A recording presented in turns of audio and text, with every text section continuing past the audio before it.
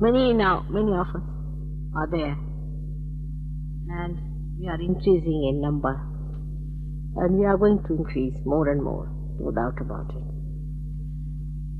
You have to realize that you have become something. Not that an organization is developing, but every person inside this has got something very great that has a transformation power. And hence, it is necessary for us to know that we have entered into the kingdom of God.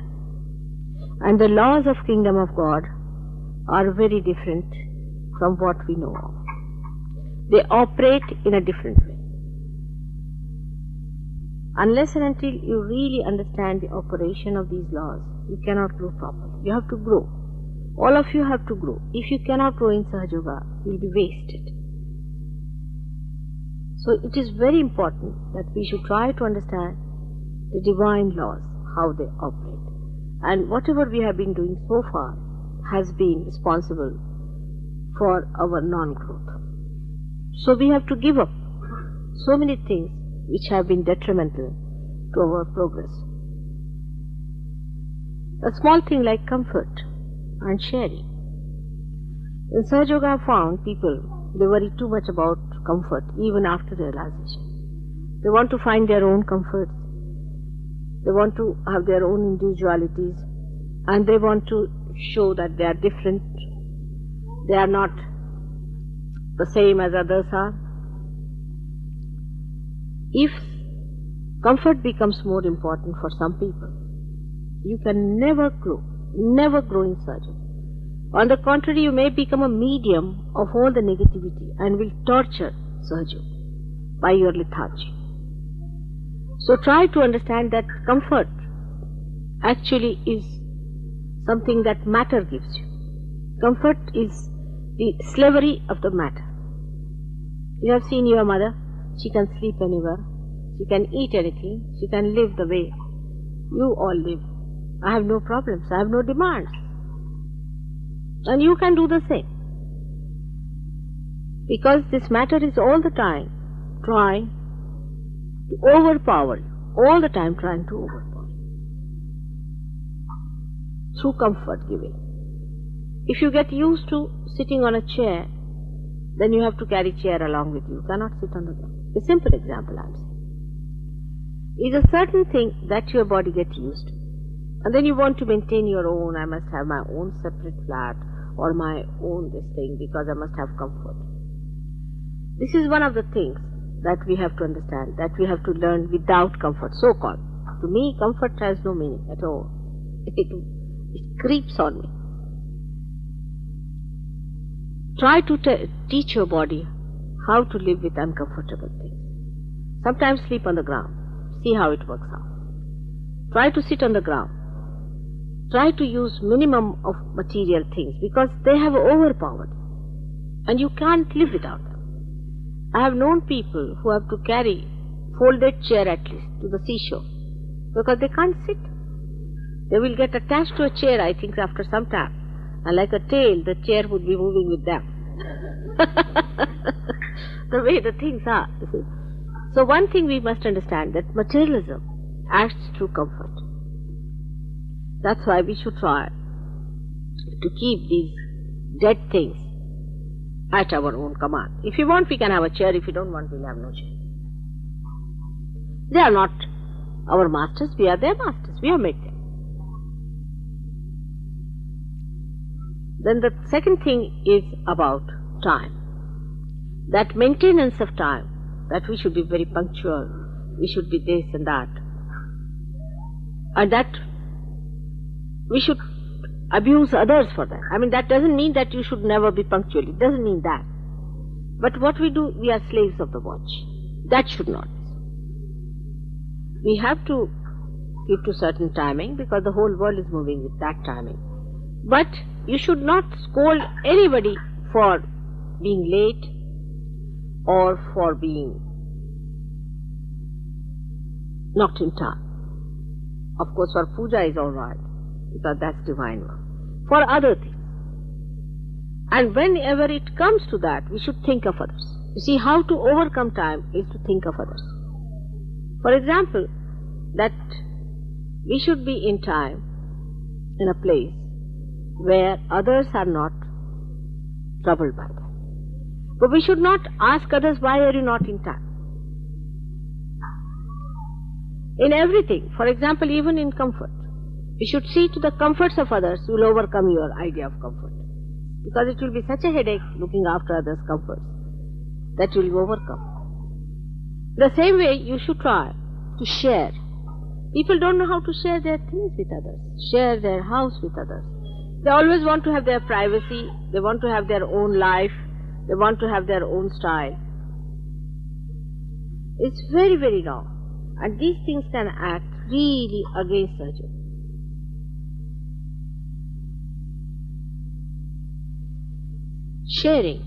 Sharing everything that you have. Try to share. All such people who try to preserve themselves are not going to grow. They have to get lost. Completely lost. Because what you are preserving is nothing but your ego. Your material being. Your material things. It doesn't mean that you break all your things that you have. It does not mean that. But you preserve it for others. You decorate your house for others to enjoy. You create comfort for others and not for yourself. This is how, if you work it out, you'll be amazed. The joy will be maximum. And you'll really rise and you'll grow. Now when we think of others, the joy is so much greater that it is surpassing all the other joys of comfort and possession. Possession is a headache, absolute headache. If you do not possess anything, you will be not depriving yourself of anything. You will never feel a feeling that I am deprived of this, because you don't possess anything. You are the monarch of the whole world. And how can anybody deprive anything out of you? So we must understand the laws that govern us now after realization. The more you try to be comfortable, the more you try to be exclusive, you get out of the grace of God. The more you try to have your own plans, the worse it is. You have to act according to the plans of God Almighty. And then you will be blessed. You will be blessed so much, but you will not know how to use your blessings. It will be so much. But do not have anything exclusive to yourself. Your comfort, your material things, your time, whatever gives you feeling of your mine, just get over it. For example, even the subtlest of subtle is my mother, my father, my brother, my sister, my children, mine. Who are the others? Everything is your own. Then you will realize the joy of collectivity. Now people talk of socialism, communism, this, that. It's all artificial. They can never enjoy that sharing because it is forced.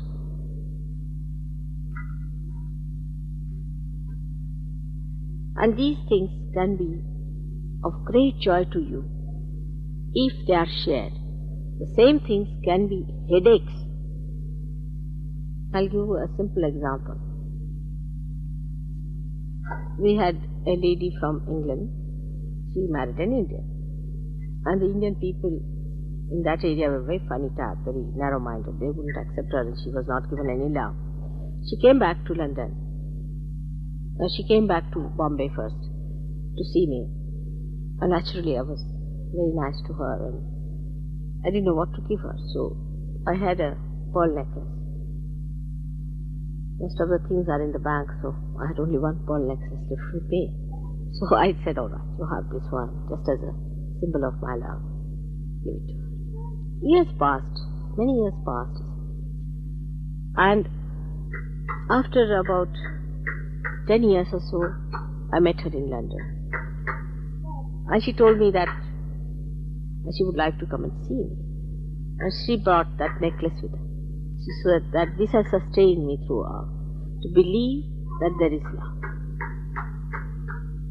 This necklace, I have so many of them in my house. When I could have some more also.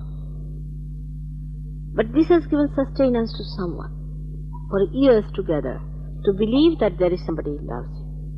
When that necklace is so precious to her, to me it was not so precious, it was a headache. The value of that is the subtle value of that material thing. It is beyond aesthetics. It is love, which is expressed through material things. You know that whatever I touch vibrates. This love is only enjoyed if it is given. If I love my children only, if I love my grandchildren only, I would not be here. And gradually they also understand that the sharing is so important. So the laws of divine are such that they operate in a very blissful way on the people who obey them. Is one, as I said, of sharing, one of giving your comfort. You should be a comfortable person to another, not an uncomfortable person. You should not be a difficult person to others. Your tongue should be such that should give great solace to others. Your eyes should be such that should give a very great benediction to others. When you look at people, people should feel that here is my security. Not to enjoy others, but give enjoyment out of you. Enjoyment out of you is the way you should act. And then the laws of the divine work better. It is easy to criticize others. In Sahaja Yoga also people do it. It's a habit of people to criticize others. But if you can love others, then the criticism won't be there. You won't see all these points. Now some people may take advantage of your love. I know they do. But in Sahaja Yoga, they go out. Such people go out very fast. Those who try to take advantage of Sahaja Yoga, they go out of it. So you don't have to worry. There, the divine laws will work it out that such people will get up. But you try to love. You try to love. You bring down your ego. You try to love others. And try to be one with God and His blessings. As He loves you, you have to love the whole world. And those who try to trouble you will be punished. I tell you, they will be punished. But you have to be one with the divine laws. And this, once you realize, your own problems will neutralize completely. Like your family problem, house problem, property problem, this problem, they will all neutralize. Only sometimes I find a conflict between family people. Your priority should be Sahaja Yoga, Sahaja Yoga, Sahaja Yoga. Say a husband may not be equally interested in Sahaja Yoga and the wife is pulled out. She should show that her interest is Sahaja Yoga, nothing else. And he'll come. He should not give way. She should not give way to him. And if he is so that he wants to get into Sahaja Yoga and share, and if she objects, she has no business to do that. Under any divine law, she has no business to do that. If she tries that, husband need not listen to her at all. He should go full ahead, because ultimately he is an important part of Sahaja Yoga. And he should not in any way make the importance less. So she should go ahead with what she wants. If he is a Sahaja Yogi, he should not bother about anything. His family will be blessed, everybody will be blessed if he is there. So any excuses that takes you away from Sahaja Yoga are not helpful to the family, because if the deities are angry, your family will be harmed. If, say, a woman is a Sahaja Yogini and her family people object to it, they will be harmed and she will be harmed as well. But if she is in Sahaja Yoga, all the family will be saved. So you are doing a greater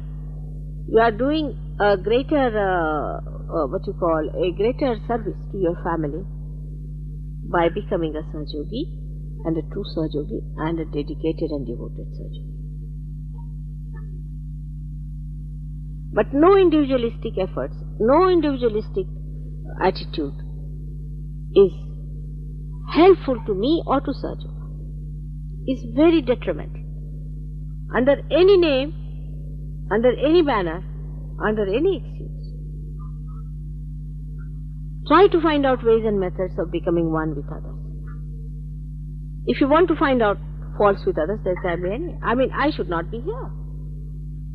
I can say that. But I should not be on this earth.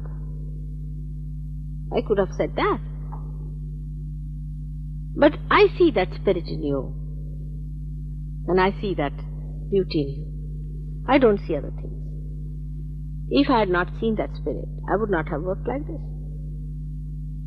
So all such people who try to take any on their own thing will land up into difficulties. It's malignancy of Sahaja Yoga, is the cancer. People are so much used to see certain ways of doing things, like the we Indians are, we must take a bath every day. It's true with us. One example I'm giving. Like English are very particular about, say, maybe using a napkin at the time of food. Take a small thing like that. That's for them is religion. Say way Indians are. Now, I didn't take my bath yesterday because there were so many people. I shouldn't take. If I use all the water, what will happen? And any time I'm with you people, I don't take bath till I have to have a puja. It's difficult for Indians to do that. But you can get over your habits when you say you are sharing that with others. But those who are inconsiderate will not understand. It is not necessary to come to puja also so much cleaned up by sharing everybody's things yourself, by having everything yourself. It is more important that you should come here with a heart which has shared the joy with everyone. Even if you have not cleaned yourself, doesn't matter. You are all right for God.